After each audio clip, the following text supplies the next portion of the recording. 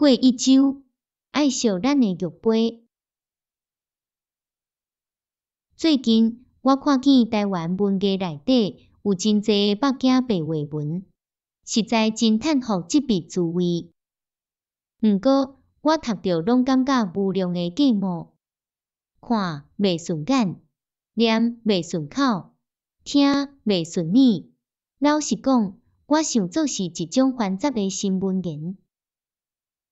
虽然我伫东家的时阵，甲日本人讲日本国语，来北家的时，交中国人讲中国国语，总是参台湾人，我也是爱讲台湾话。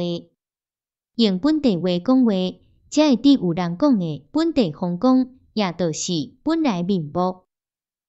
倒人喙讲台湾话，耳孔听台湾话，干那手爱模仿北家白话文。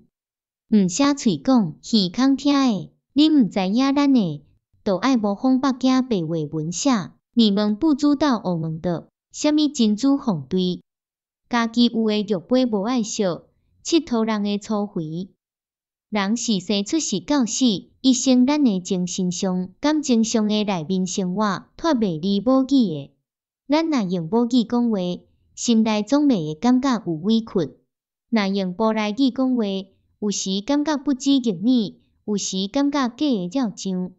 日本话所讲，ピンとこない会可叹。我想，咱大家着爱惜咱的母语，大家爱惜台湾话，爱摇台湾话文，台湾话文学自然就会出世，就会大汉。总是，我干那真心希望咱大家若对台湾话文心内无 inferiority complex， 就万幸咯。我记得有一个日本的哲学者讲，日本人传统的哲学着爱用日本固有的名词才会使得。这落话想来也是极合理的，因为母语对人的精神生活是有真深刻的影响，有极重大的关系伫咧。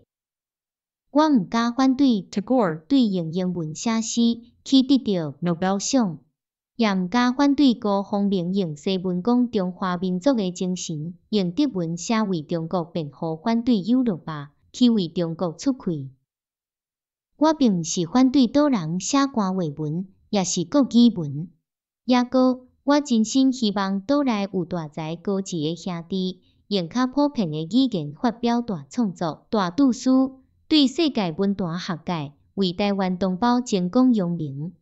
毋过，这毋是学界对倒来普通的大众期待的。我一面理想人类一家的将来，四海同胞共同语言，希望国语普及，国语统一更成功。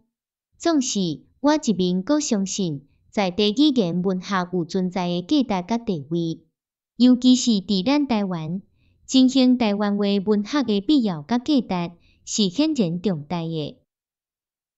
倒来大众逐日喙讲的是台湾话，耳孔听的也是台湾话，毋过手无写台湾话文，这是毋正经的。理论上，台湾话文学着爱创造振兴。技术上，台湾话文也是写会出的。